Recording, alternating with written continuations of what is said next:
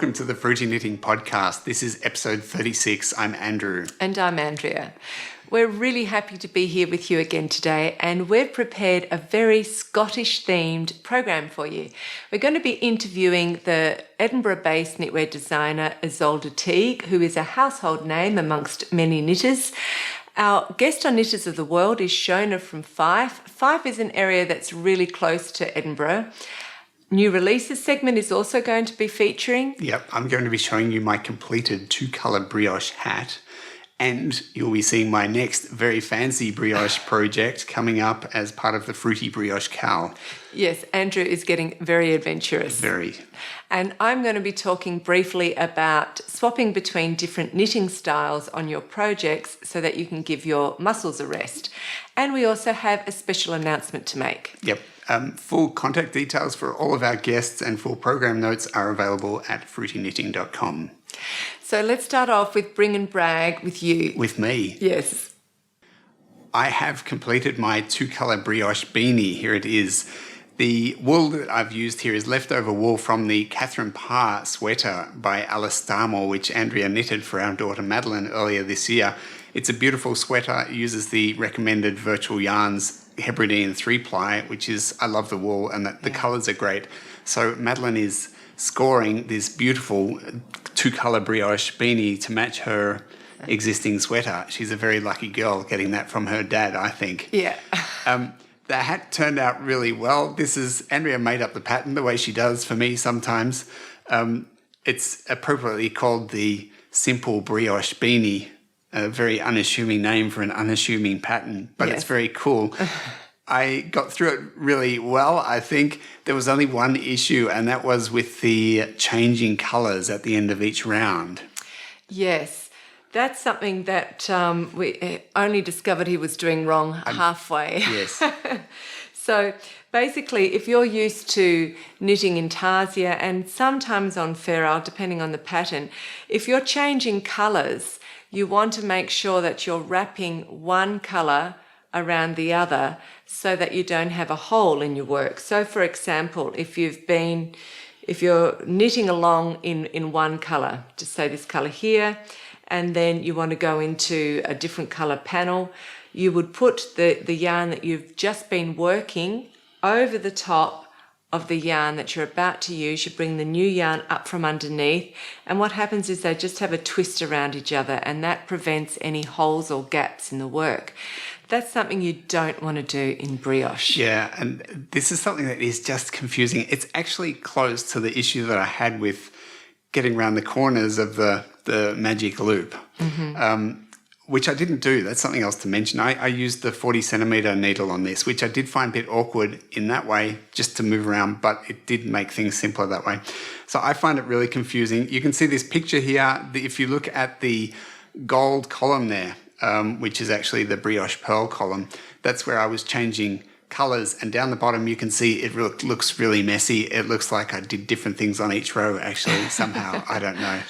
But it took, unfortunately, a while before I raised this problem with Andrea, and then we got it sorted out, and it looks absolutely perfect, which is really cool. I mean, to me, if I think about it, it does actually make sense that it turns out absolutely perfectly, because you only actually knit or purl every second stitch. Yeah. So the two colours don't actually interact. They sort of exist around each other. Yeah, yeah. Anyway, it so worked out I beautifully. just swish darned on the top of it. So Swish darned? Swiss darned. Swiss, okay.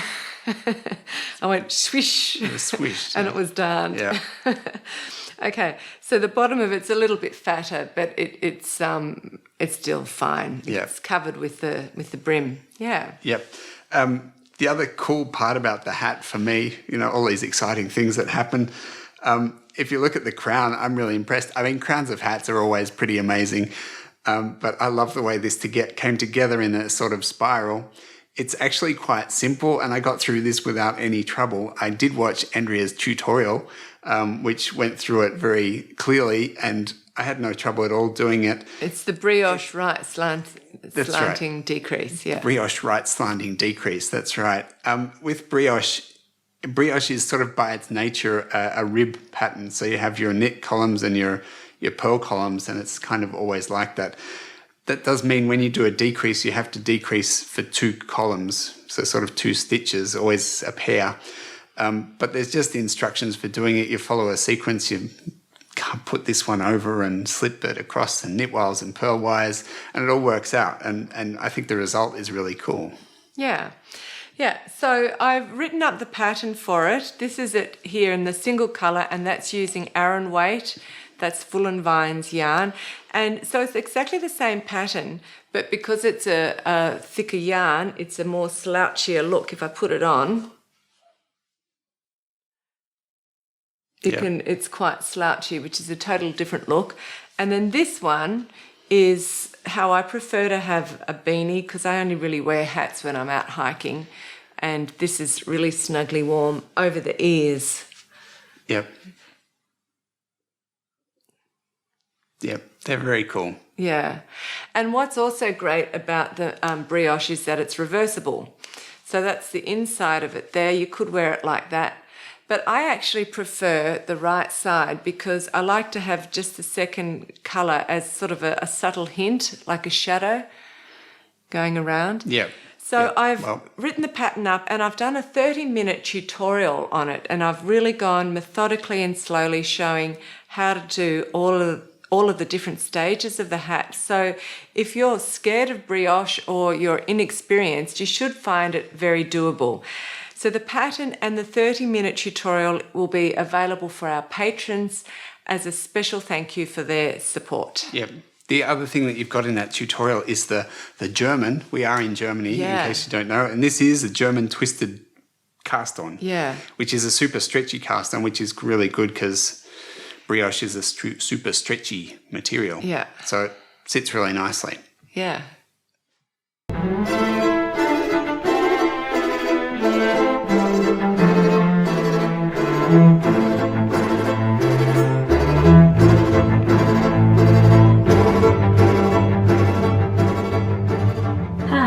My name's Shona. I live in Scotland. I live in a small town called Tayport, which is on the northeast coast of Scotland, not very far from St Andrews and just across the River Tay from the wonderful city of Dundee. I've been knitting for well over 40 years now, for different reasons in different seasons, different motivations at different times. I've also done a lot of dressmaking, and a lot of the early motivation was about having garments that actually fit me.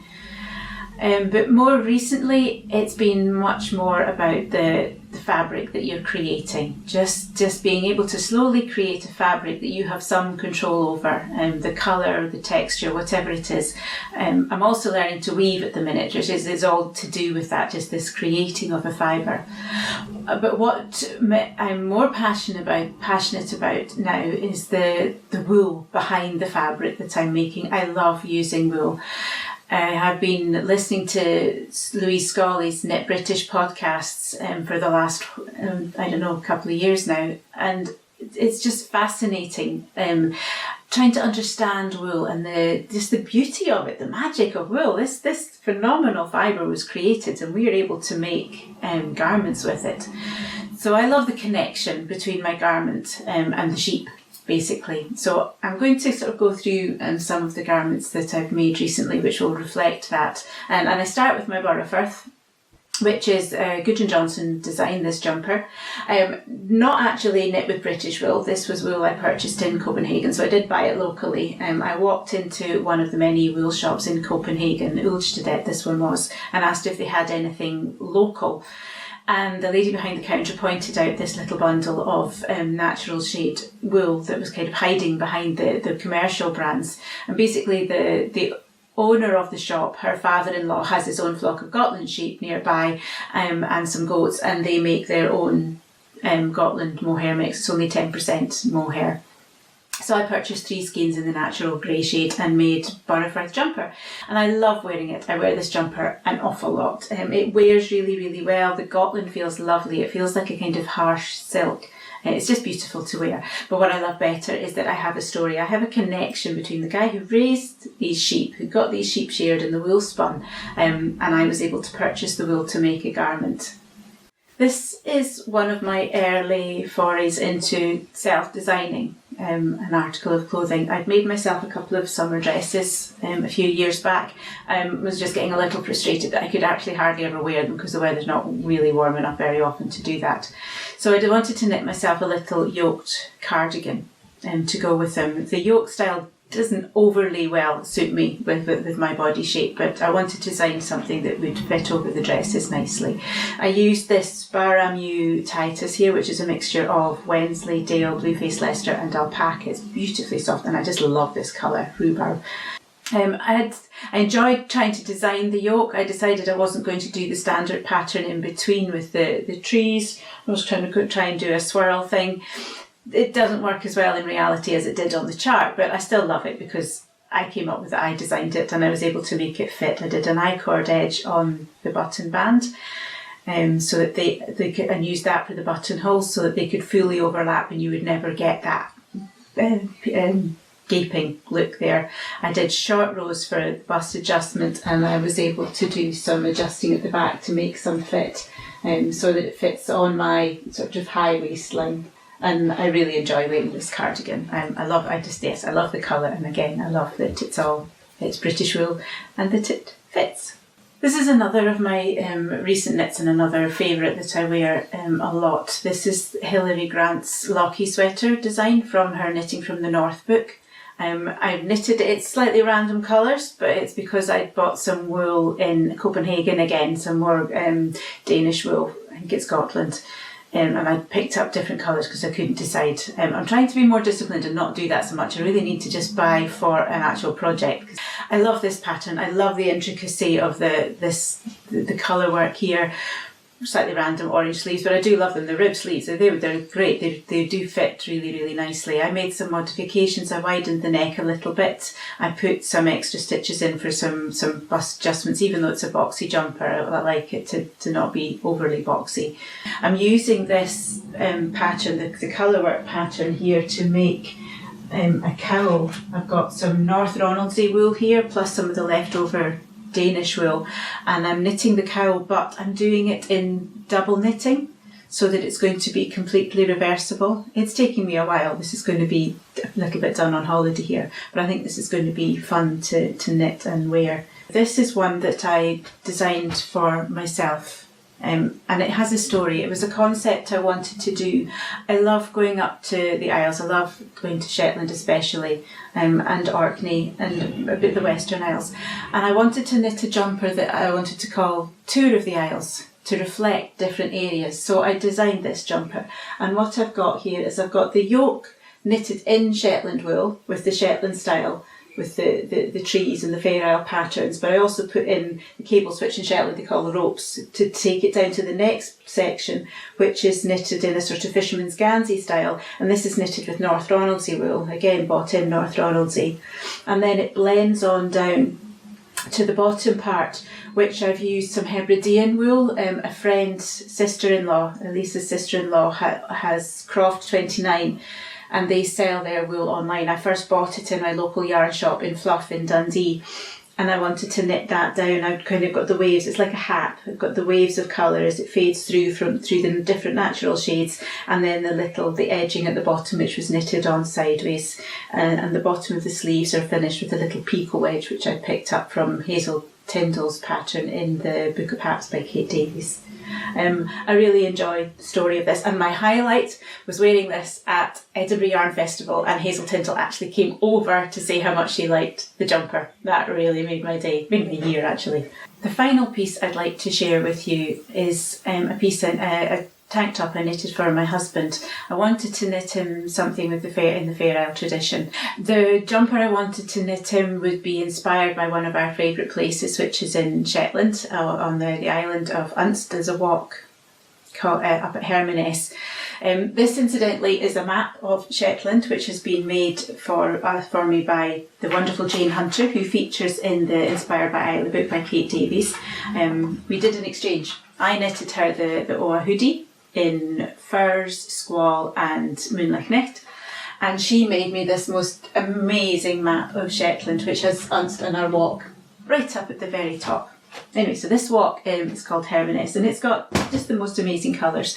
And a couple of years ago, I planned it all out. I'd done my charts. I'd just done my charts out on using numbers on a Mac, and had it all planned. Went to Jameson's in Lerwick to buy the wool, and then did my swatching. I made my swatches up there, and then we walked to Hermanus, and I laid my swatches out to take some nice Instagrammable photographs of my swatches in place. And then when we got home, I started knitting him this tank top. So I picked the colour, just the natural colour, sort of the moorland, the peats, and little flecks of orange to represent the puffins that you see up there at this in the summertime, and the little flecks of blue for the blue sea. You're never more than 3 miles from the sea in Shetland, so you can always see the sea somewhere, except when it's really, really foggy. Shetland wool is just so beautiful. Jameson's or Jameson and Smith is just the way it knits up, and then the way it changes when you block it. For me, it's the fibre, it's the wool, it's the sheep. I love seeing sheep. I love working out what the wool's like, looking at the different attributes of the different fibres. Thank you for letting me share some of my fibre journey with you.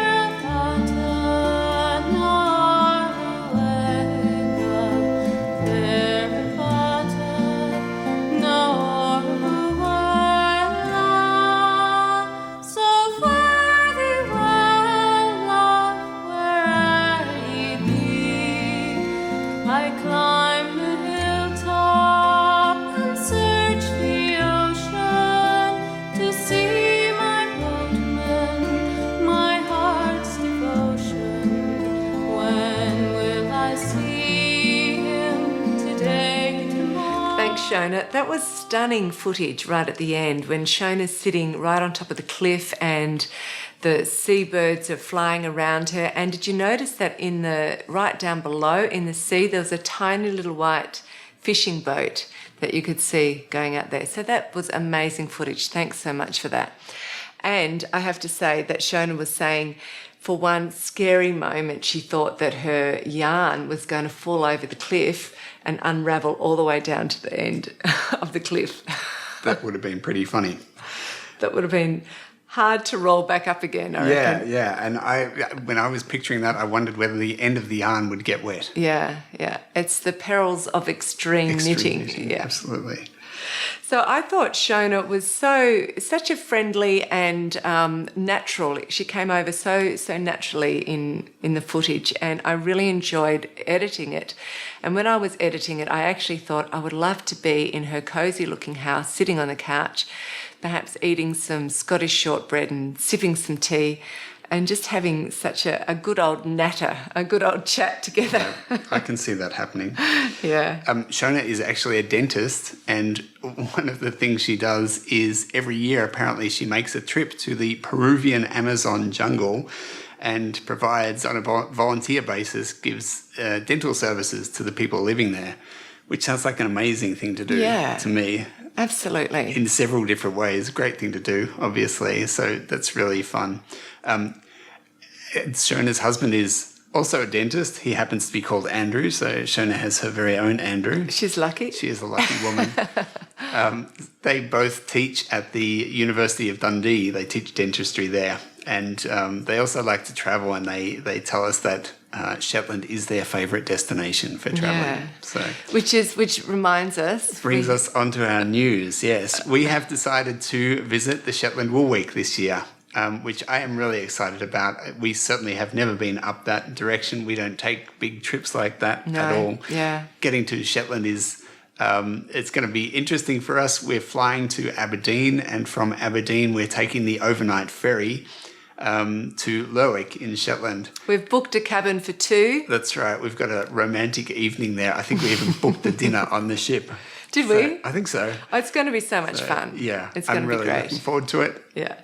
And I've been working hard at organising interviews. So when we come back, hopefully I will have some good footage of Shetland and some good interviews to share with you all, so you all too can experience the wonderful Shetland Wool Week. Yeah.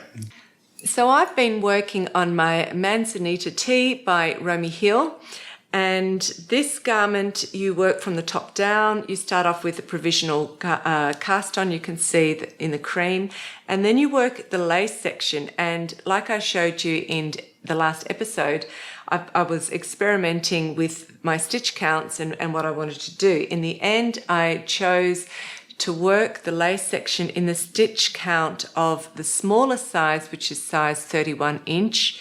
And then I increased on the peaks of all of these, of the lace section, I increased so I had the stitch count for the size 34 inch. So I could work the body in the 34 inch. And I did that because I wanted to open up the lace section more. To me, it was still a little bit too close, and I thought it's going to look a lot prettier if it's really open across the shoulder area. So I did that, and then I worked it in the round. You divide for the sleeves after about that much stocking stitch, and then you work down to the bottom. So can I have your hands, Darls? Yeah, just wait till I get to the end of the row. No. Hang on. Okay.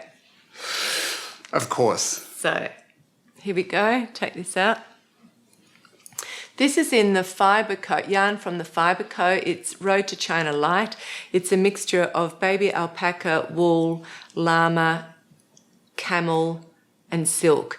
It is extraordinarily luscious and luxurious. It's very, very beautiful. But it's a garment that I wanted to have in my wardrobe. It's going to be very dressy and special.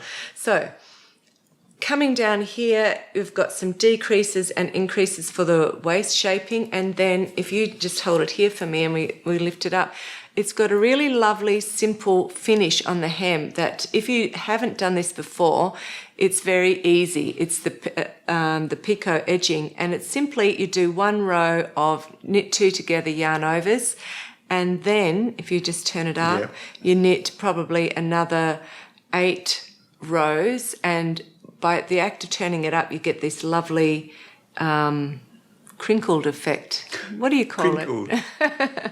This lumpy, bumpy bits on the bottom. Yeah. Anyway, I think it looks really elegant because you always have to think, what are you going to do with the end of your jumper? You could have it in ribbing, or sometimes people do garter stitch here. I find garter stitches also looks quite casual, but this just makes it look very kind of evening wear. Yeah, and almost. it goes with the little lace section, I think. Yeah. It sort of balances it out nicely. And then if you hold it back up again, here we go. You just simply with a whip stitch sew up the hem. So that's there on the hem, and that's going to happen also on the 3/4 length sleeves. So I've nearly finished that sleeve. And then I'm going to finally pick up stitches again around the top and knit a Collar. I get my cuffs and collars and brims all muddled up, but it's a collar if it's around the neck. That's right. Such a professional. Such a professional. Okay, so that's going to go around like that.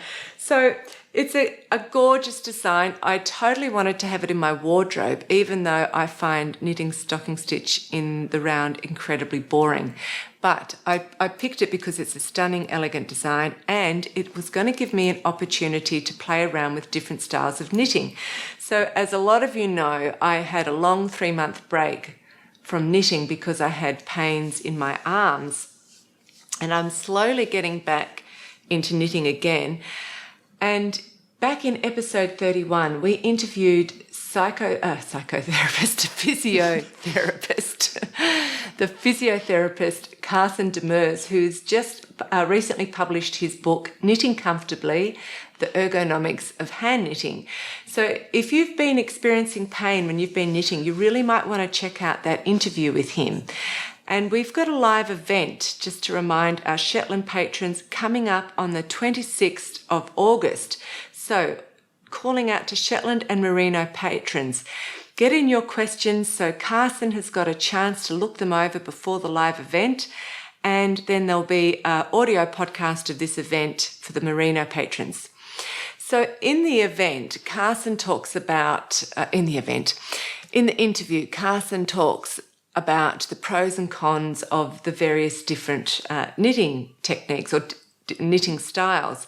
And I've been playing around using them and experimenting with them. And what I found for me, I find that the English flicking method is actually the fastest, particularly... That's what you always liked, isn't it? Yeah, because there's almost no difference between the knit stitch and the purl stitch. So you're using the same method with your finger on knit or purl, and with the purl stitch, your hand is just very slightly rotated towards you more. That's really the only difference. So I find that fast and fluent. I've been playing around with the continental as well, and the continental knit stitch is just as fast as the flicking, I find, but the continental purl stitch is, for me, quite a lot more cumbersome because you've got to do quite a big movement with your finger, and that slows you right down. And I also find that it's harder to get the tension the same between a purl stitch and a knit stitch, but the English flicking, because it's almost exactly the same movement, it's very even. So I've been playing around with that. And then I've also been playing around with Portuguese, getting very European. Doing a tour. I'm doing a tour. We've had German twisted cast on. So the Portuguese purling method is a lot of fun. I'll just get my stitches on here. Sometimes my stitches, the needle.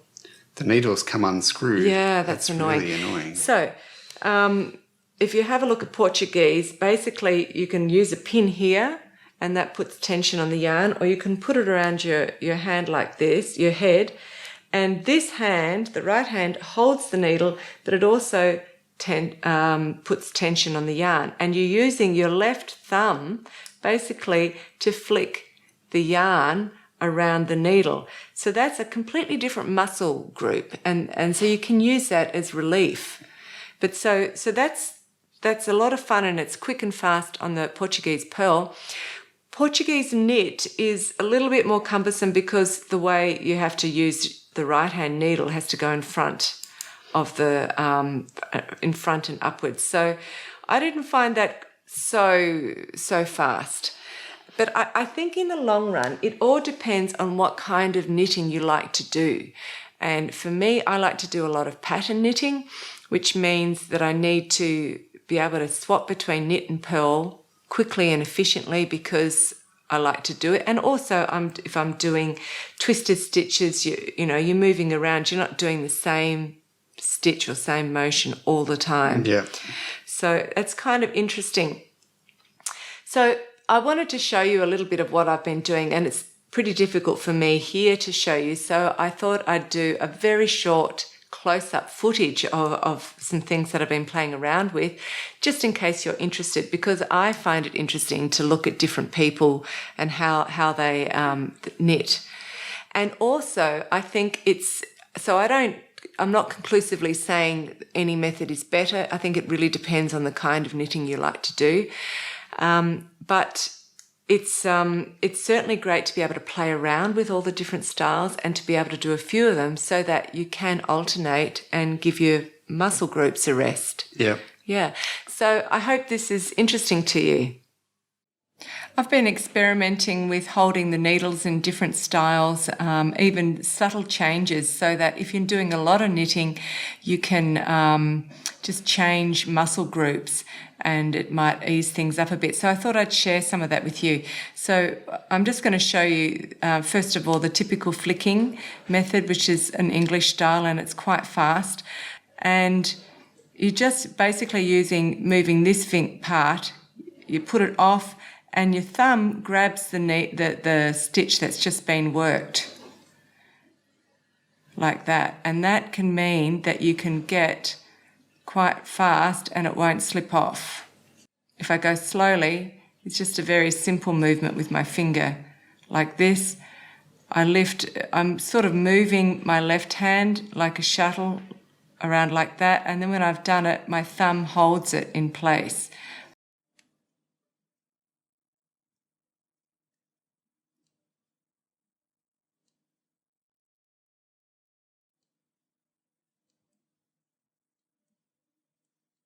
And then the other method I've been playing around with is continental, but keeping my fingers very close to the needle. So normally continental often looks like this, where they've got this finger, forefinger here, stuck out like that. And I've been doing it, keeping my keeping my forefinger here, resting against this needle.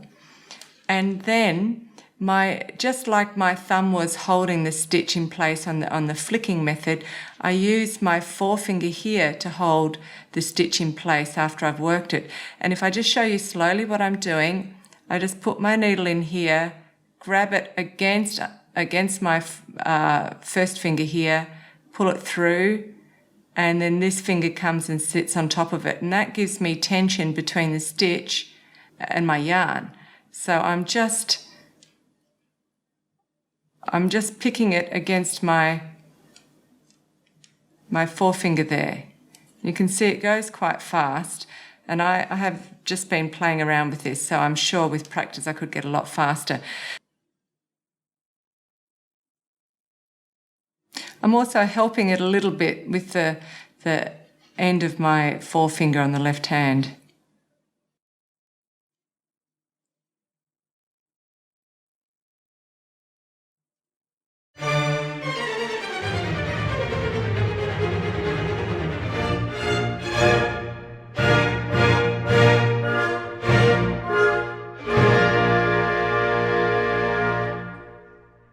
Hi, I'm Hanson, and I'm going to talk to you today about my violet sweater design.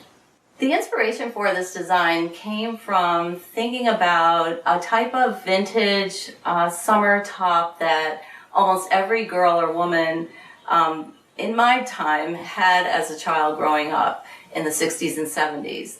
It was a sleeveless button-down shirt that you could wear with shorts or a skirt. It was made from cotton eyelet fabric and very simple body, but once in a while you might find a version that was finished off with a little ruffled eyelet trim around the hem or around the neck or down the front. And I just love the idea of something kind of light and summery that could be worn with any type of outfit. And the other inspiration for this garment really comes from the yarns that I produce in my Bare Naked Wools yarn line. So one of the yarns that we produce is a hemp blend that I just love to knit with for summer. And I've been trying to think of different ways of working it into different types of garments to wear for summer use. The first violet garment that I knit was in the hemp yarn, and I swatched my fabric. I really liked it. I knit this size for myself in the sleeveless version, and I was super happy with it. As I worked through it, though, I thought it would be really nice that this sweater have versions that could be worn year-round and knit in different types of our yarn. And I got to wondering what kinds of fabrics our other yarns might make, and would they be successful knit in this eyelet. So I knit first another sleeveless version in our Stone Soup fingering yarn, which is tweedy and can be worn as a vest over a shirt in the fall and winter, or as a little lightweight wool sleeveless top for early fall weather. And I'm super happy with this version too. I just think it's so cute, and over a striped blouse or a little tiny print, it's just adorable with a skirt for work or school for the fall. And then I knit for the holidays season. I thought that our mohair chabris lace yarn would be really pretty. It's a mohair and merino blend, and it gives this fabric a little bit of fuzzy, ethereal quality, kind of a angel hair type of quality to it. And with glass buttons down the front, it really makes it a little fancier. The sleeve is long and slim and has the same scalloped lace edging as the hem. This pattern is available in 10 sizes from extra small to 6X, so there is one for everyone, and the shaping and simplicity of it would be flattering on anybody and in many different types of yarn as well.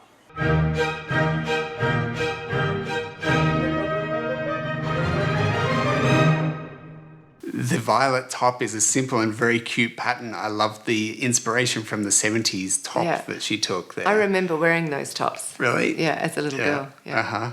Uh-huh. We get a lot of people saying that they're in warmer climates and knitting a garment, particularly a garment, is a bit of it doesn't suit so well, but this is something that it would be suitable to knit when it's warmer and also to wear when it's warmer. Yeah. So it's a great option there. It does come in many different sizes, as Anne said, so there should be something for everybody. Yeah, yeah. And we would like to take the opportunity to really thank all of our viewers who've decided to become patrons. Producing this show is full-time work for me now, and Andrew helps me on top of that. So the show can really only continue with the financial support of our patrons.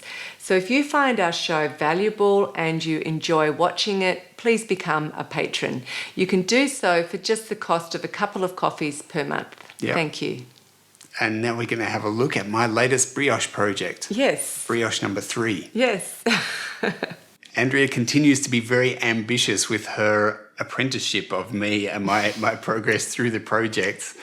We had decided that I would do another brioche project. The first pattern that we settled on was the flying fish pattern by Nancy Marchand, who we interviewed in the last episode. Yes, who we did interview, obviously a leader in brioche patterns. I love the pattern. Andrea checked it out and quickly came to the conclusion that actually it was maybe a bit too advanced for my level of development. Yes. I was prepared to accept her decision there. So we went back and had another look, and we decided on the Paris's scarf, also by Nancy Marchand. This scarf is apparently taken from Paris, who is in the Gilmore Girls. Yeah, we haven't yet seen the Gilmore Girls. We're not familiar with the Gilmore Girls, but yeah, that's going to be my next project. Yeah. And I'm starting on it, I'm warming up.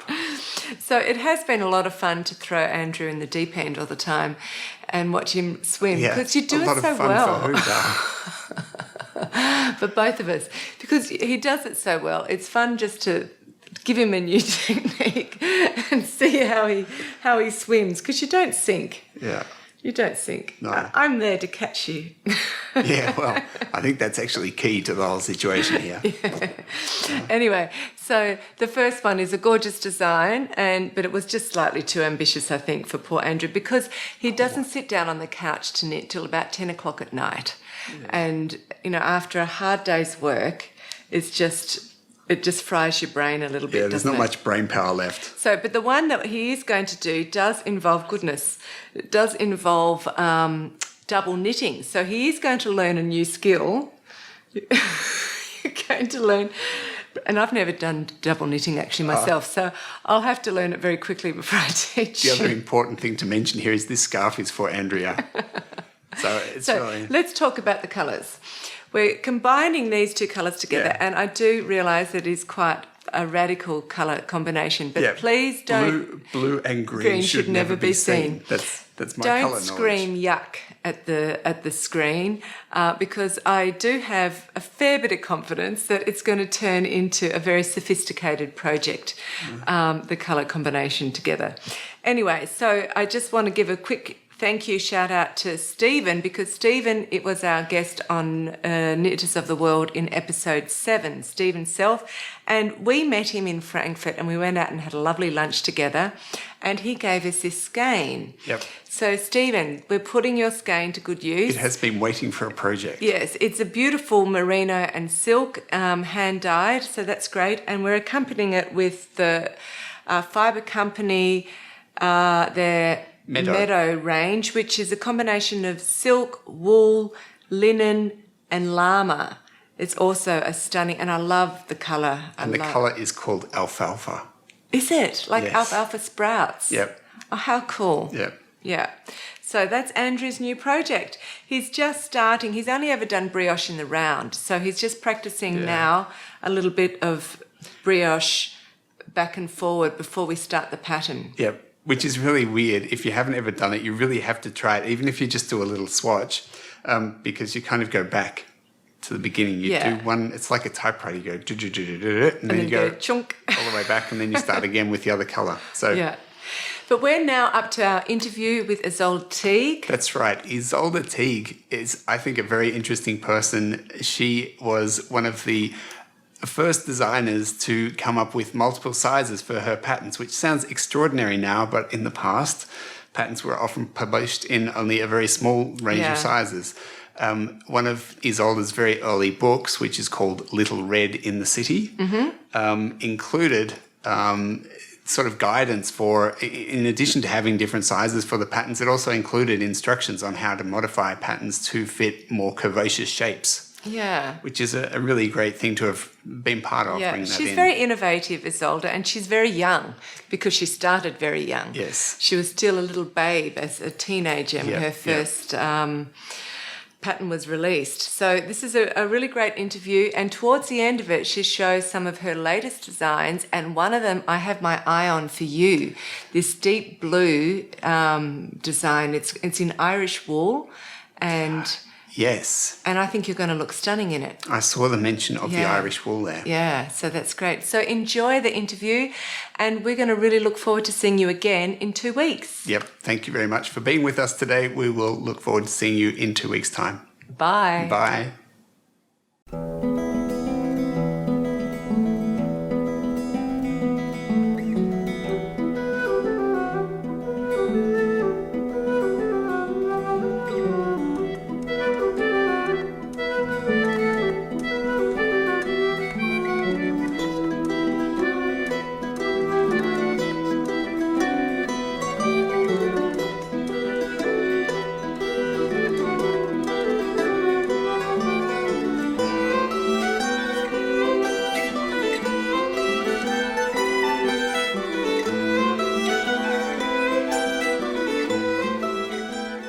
Welcome to the Fruity Knitting Podcast. My guest today is Ysolda Teague. Ysolda was one of the very first self-published, self-made and independent knitwear designers. Her career as a knitwear designer seemed to start almost accidentally when she was still a teenager, and she's grown up and developed at the same time as Ravelry has grown up and developed. Over the years, Ysolda has reinvented and adapted herself and her work very organically, and is now not only a well-known designer, but is also successfully running a business, providing employment for others. Ysolda, welcome to the Fruity Knitting Podcast. It is such a pleasure and privilege to have you on our show. Thank you. Thanks for having me. Your first pattern was published when you were 19 years old, which is very young. So tell us briefly, what's your journey been like over the last 12 years with hand knitting? Yeah, my first pattern was in knitty.com.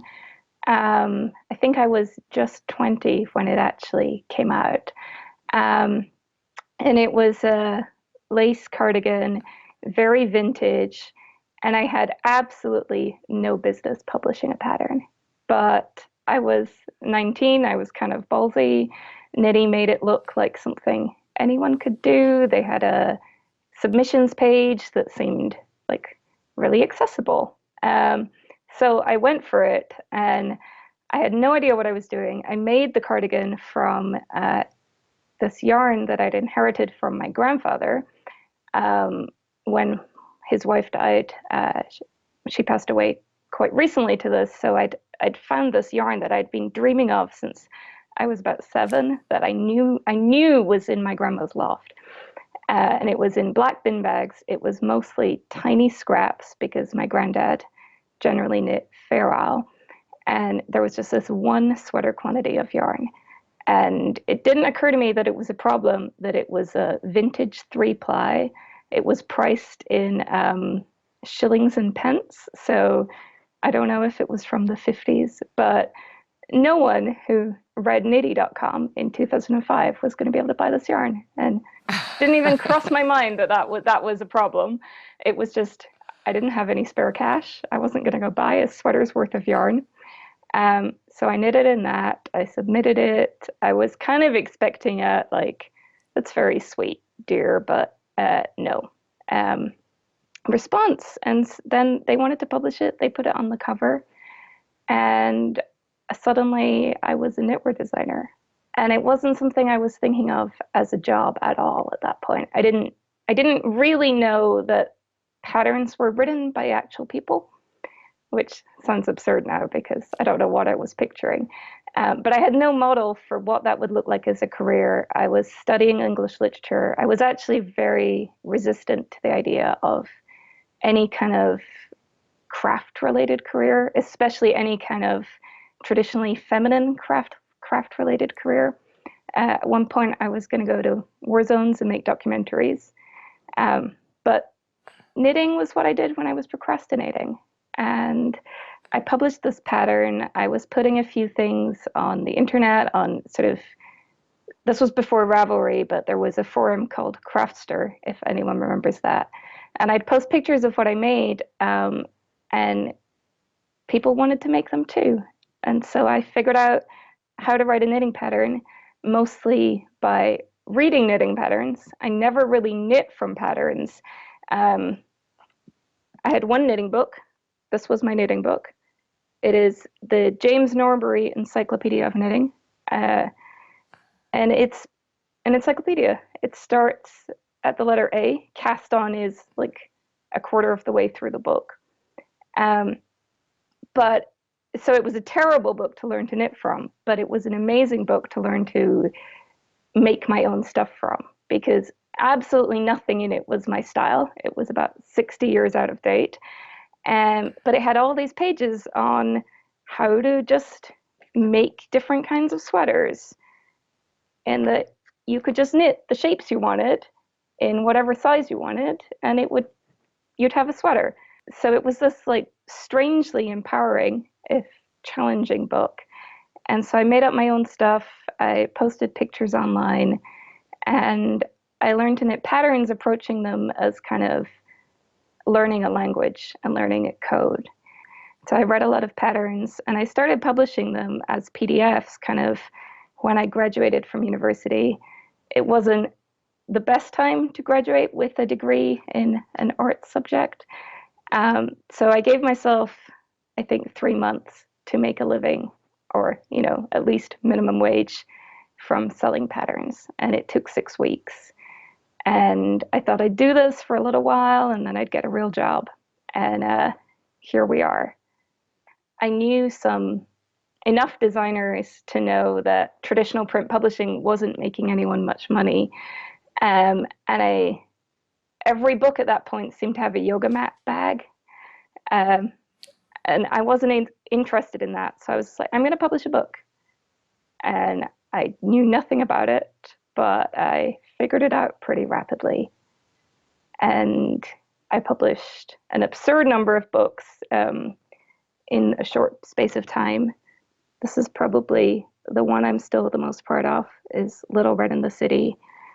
And I learned that I really loved working with a team of people, either collaborating with freelance graphic designers on books, or with my own employees, who I initially hired just because I was getting too much email and I needed someone to help with that.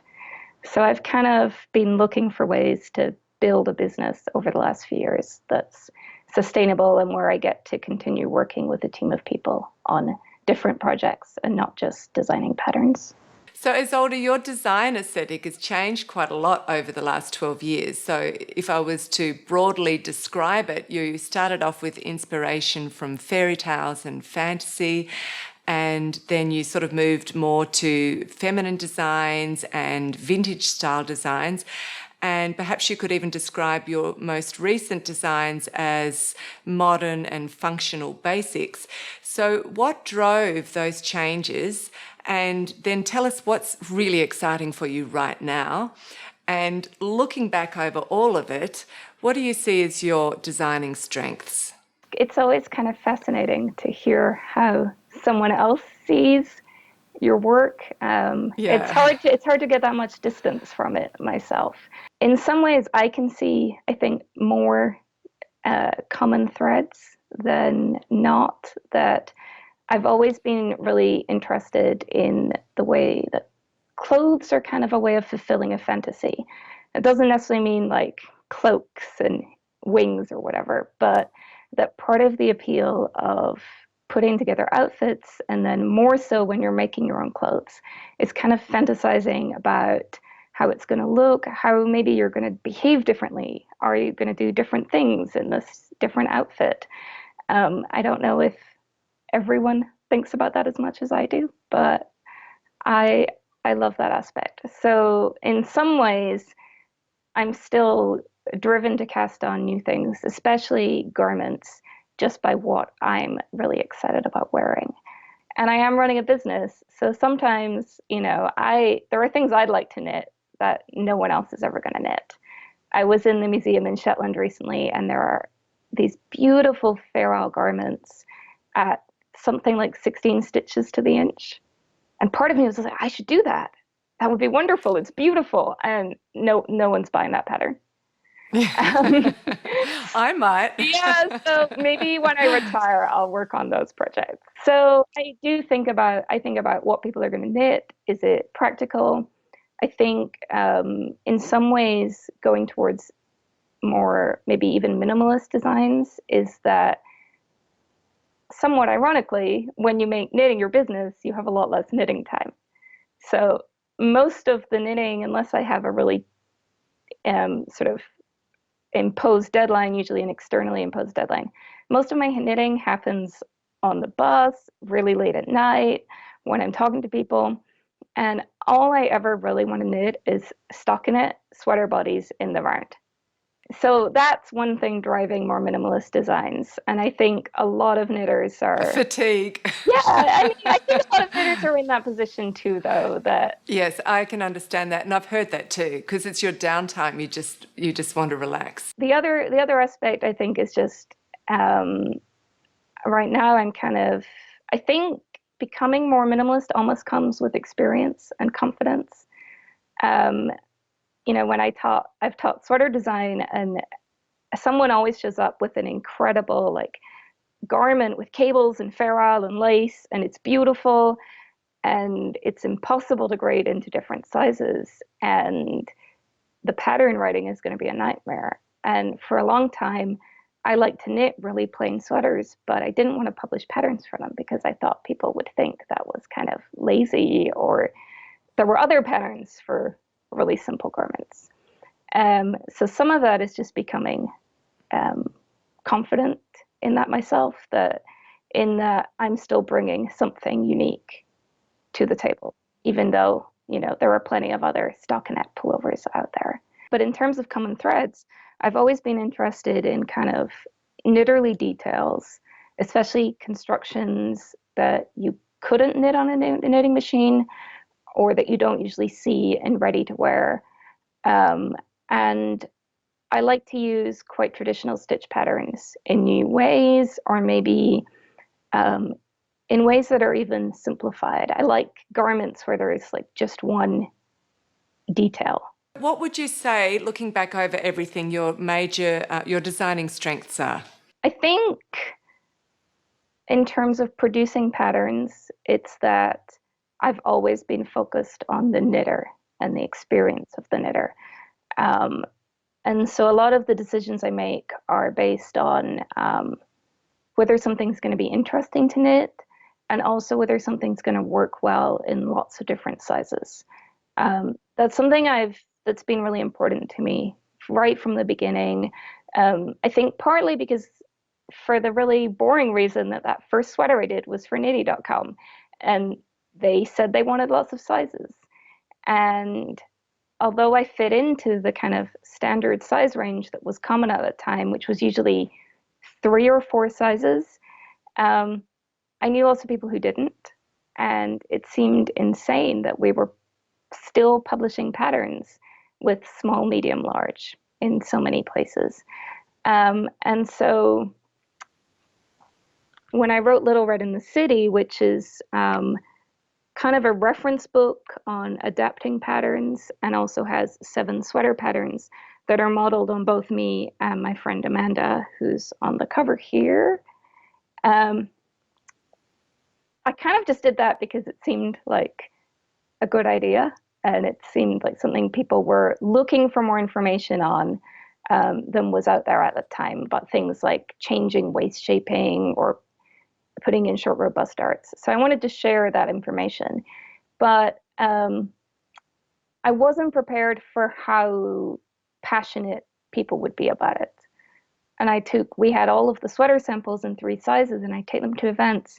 And I had people cry and hug me because it was the first time in their lives that they'd gone to an event like that and had a garment that they could try on in their size. And one of the things I am really proud of is that was right at the beginning of something that's almost become normal in the knitting world. It's exceptional if your pattern doesn't come in a wide size range.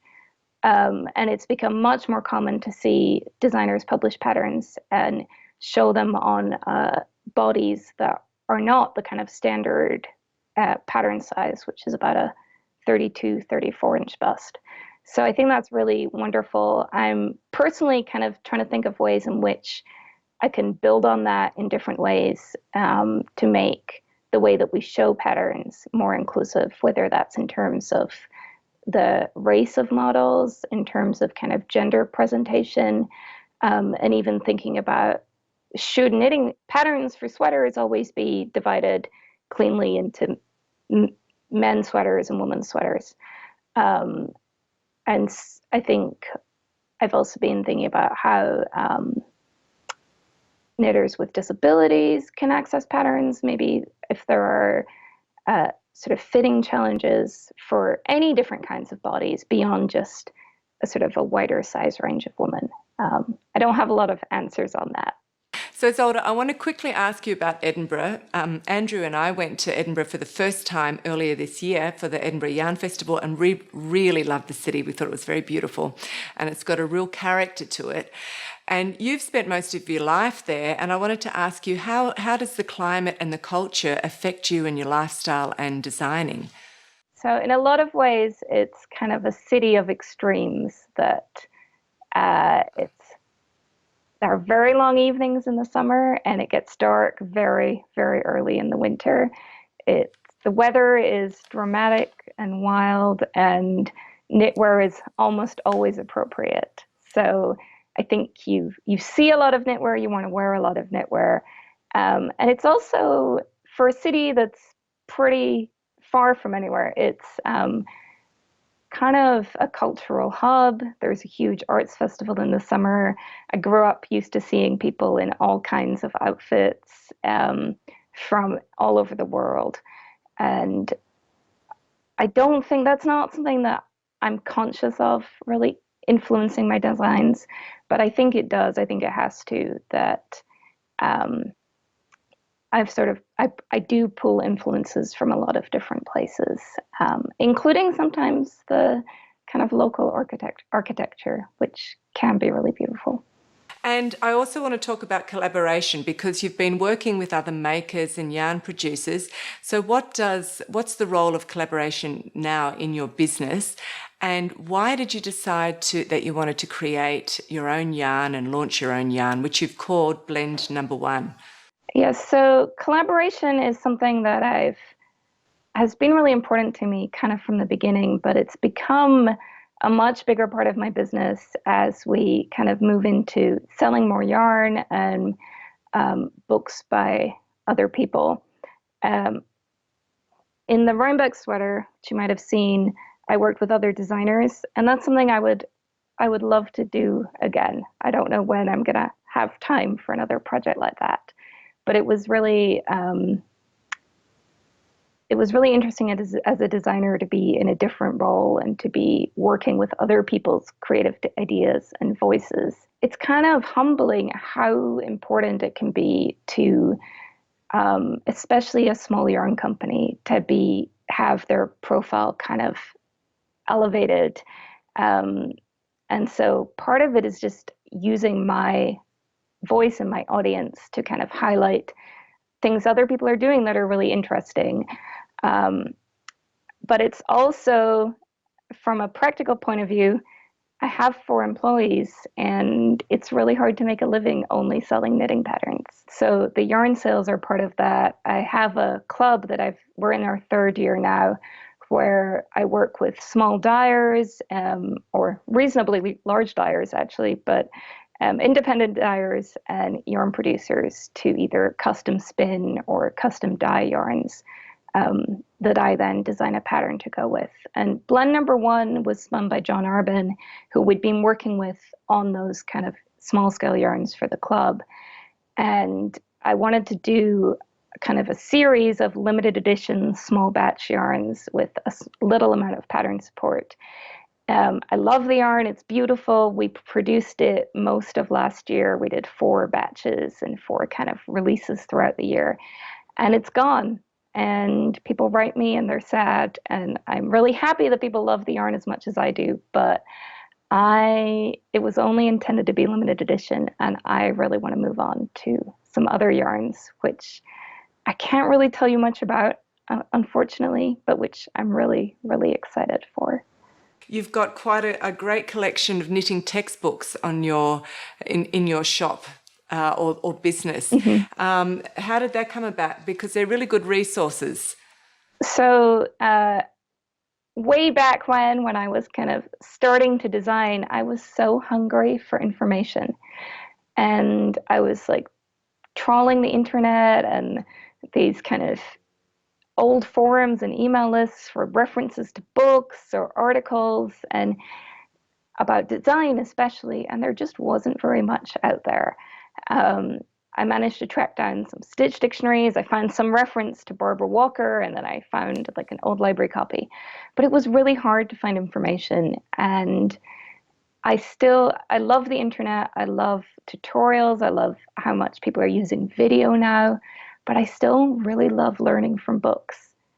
I would teach myself everything from a book if that was an option. And so I wanted to, having the online store and having kind of the infrastructure just for posting things to people, felt like an opportunity to then stock some of the things that I knew were harder to find. Like we have every Japanese stitch dictionary that's currently in print. And I know when I teach, those are something people find are hard to get. So I was like, well, we can get them. Yeah, that's great. And it's true that knowledge is so much more concentrated in books. I think it's definitely something to go to. So just a final question, because soon you're going to show us some of your very latest work, which I'm excited to see. What are some of the challenges in the hand knitting industry, in your opinion, and how would you like to see them addressed? I think right now we're sort of in a transition period or time of flux from this really huge knitting boom, from kind of when articles were being written about knitting as the new yoga, through the kind of rise of Ravelry and independent publishing, to a point where maybe I don't think things are trending down, but I don't think there's that same enthusiasm. And it can be challenging as a designer. I love that design has become so accessible, but it is challenging that there are tens of thousands of knitwear designers out there. It's really easy to get lost in the noise. I think the places people are looking for stuff there are knitters who are on Facebook, knitters who mostly look at Instagram. And it can be hard to be seen amongst that noise.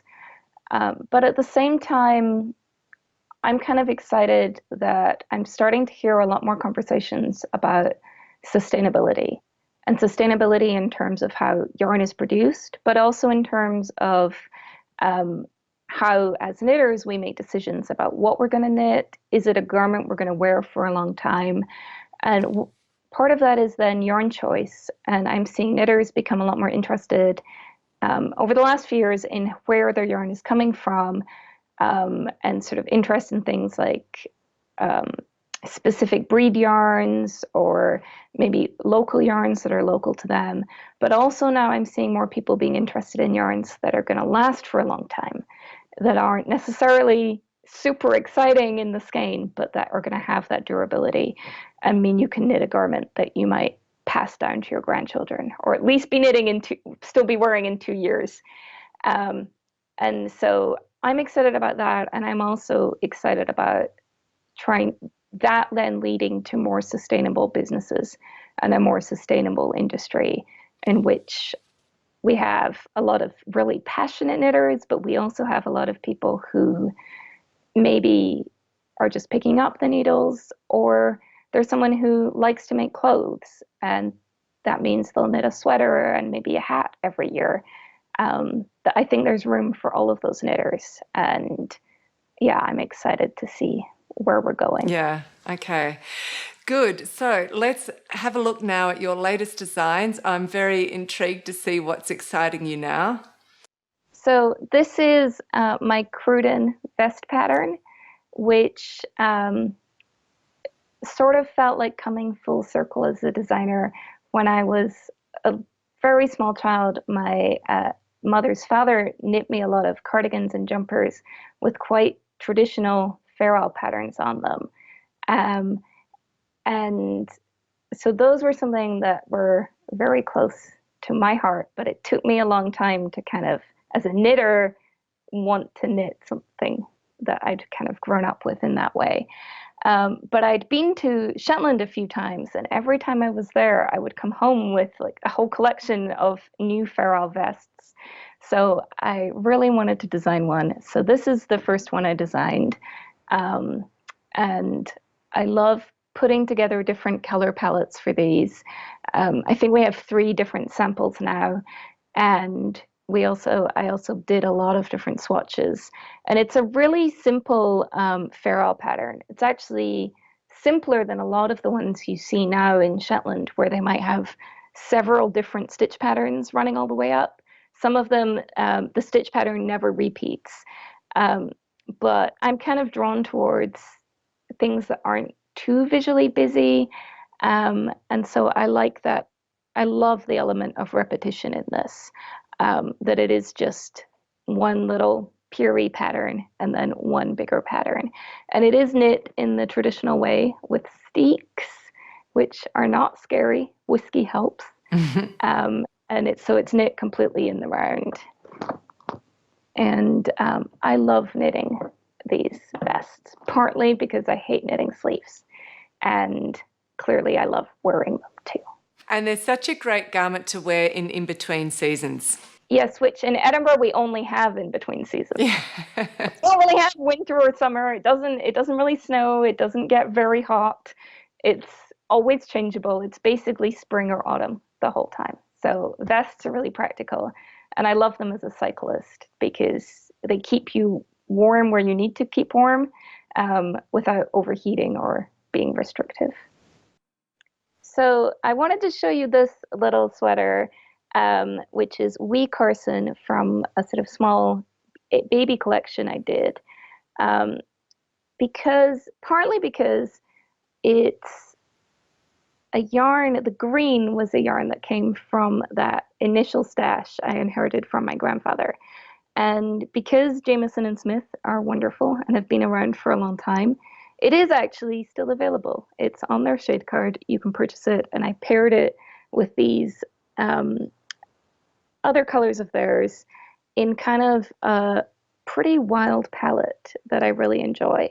But I thought it was a good example of the way I like to take this kind of traditional ferrule element, which is usually worked horizontally, and just turn it around into this sideways band on this little hooded jacket. And I published this a few years ago, and I know of several of these sweaters that have already made their way through several children. And I grew up wearing Shetland wool, and the garments would be passed around my extended family and are still in really good shape. So I thought it was a nice example of using a pretty utilitarian yarn to get a really great garment. Yeah, that's what I love. These garments and this wool that you can just wear for years and years, and you don't have to be super careful, and it still looks great. And did you just put some ribbon on the inside of that? There's just ribbon because it has a zipper, and especially for a small child, the edges of the zipper tape are kind of harsh. So that's just covered, and it goes all the way around the hood. There is also a small steek on this garment that the band is knit in the round, kind of like this. And then there's actually a little steek at the bottom. So it's kind of a nice introduction to steeking because it's one little straight line. and nothing will go wrong. But if it did, you could just cover it with the ribbon. Yeah. So this is an upcoming design of mine that I'm really happy with. And it's a top-down yoked sweater.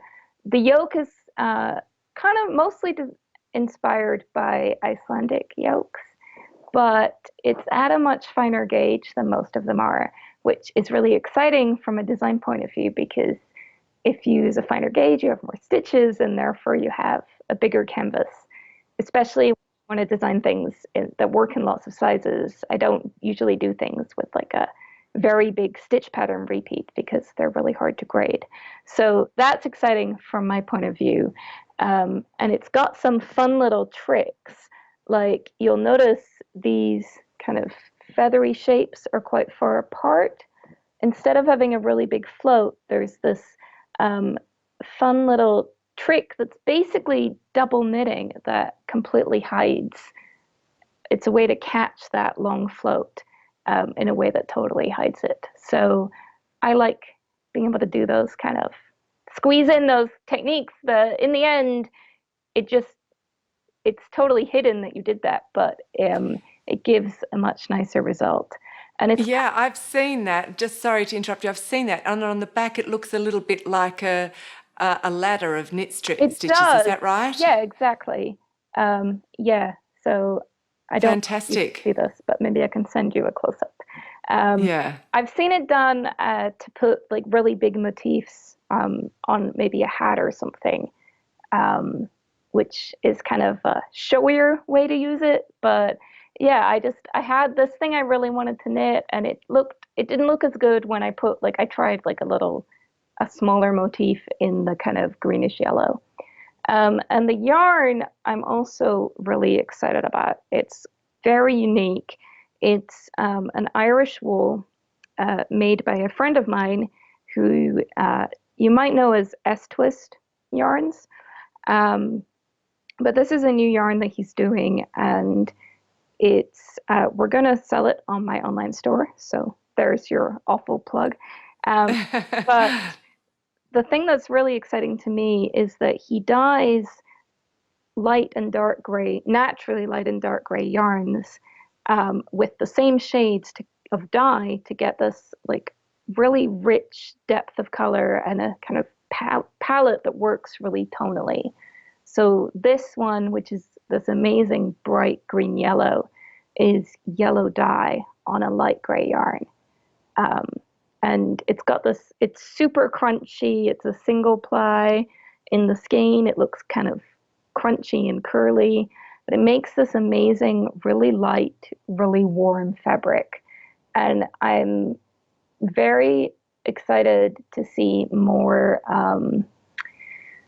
British and Irish yarn producers making yarns that are maybe closer to yarns that we see come out of Iceland or Scandinavia, where they're working with these crunchy wools in a way that's very lofty, and that makes these kind of garments that they're a little scratchy, they are kind of crunchy, but they're really light and airy and comfortable to wear. What I really love is the way you've combined those colours. You've got the dark and the light, and then so there's two shades of blue and mustard. Is that right? Yeah. So the two shades of blue, they're actually this exact same blue dye. One dyed on light gray and one on dark gray, and the one on dark gray is almost black, but it's got this amazing depth to it that you wouldn't get by trying to dye the same shade on a white base yarn. And then the greenish yellow is yellow dye on a light gray yarn, and it's insanely vibrant, but the gray makes it still looks natural, if that makes sense. Yeah, does it give it more of a heathered look? It does, just a little bit, yeah.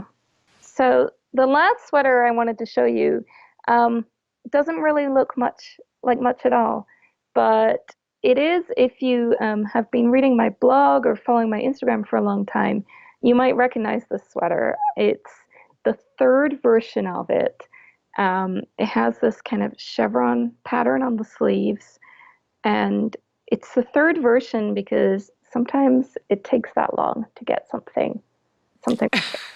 And we talk a lot about slow fashion and in terms of the garments we wear, but I also feel like I'm kind of a slow designer, but most of the garments I've been working on have been in progress for a really long time. And it's one of the things I've been enjoying about having a more diversified business is that I don't have the same pressure to put out sweater patterns. And so I'm able to step back and say, well, I've been wearing this for a while. I like these aspects, but I don't like these other aspects. So I made one that I've been wearing for a long time. And I was feeling like, especially when I cycle, there was too much fabric around the bottom. And I've been more and more inspired by kind of more traditional menswear styles. So this has sort of menswear style waist shaping in that it is very slightly tapered from the waist at the bottom here. I think you can kind of tell there. Yes. Up to the chest. And so that it doesn't have waist shaping that sort of visible shaping that's part of the style line. It's got this kind of hidden shaping, but it gives a neater, more kind of trim fit. And I've just joined the sleeves and the body, and I've been working on this for months, on and off, mostly off, but I'm pretty excited to finish it.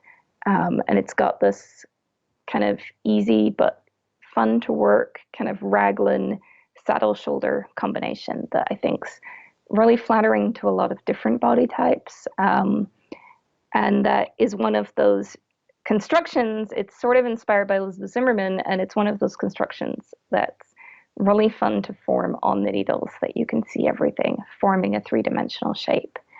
And it's a lot, I think it's more flattering, and it's also in some ways easier to write a pattern for than a traditional raglan because it follows the shape of the shoulder a lot more neatly.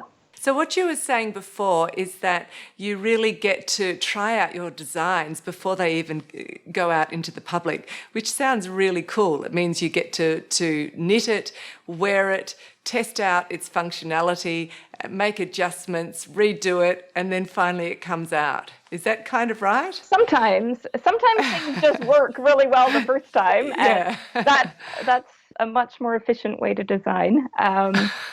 You release a lot more patterns doing that.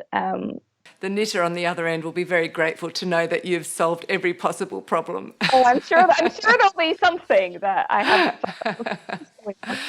Well, it's been such a great afternoon to talk to you and hear about your work, hear about what you're working on. Now, these patterns haven't been released yet, have they? No, the last two I showed haven't, no. Yeah. Thank you so much again for spending time with us on the podcast. It's been a real privilege, and it's been great to get to know you better. Thanks for having me. So we'll say goodbye to the audience. Bye. Goodbye.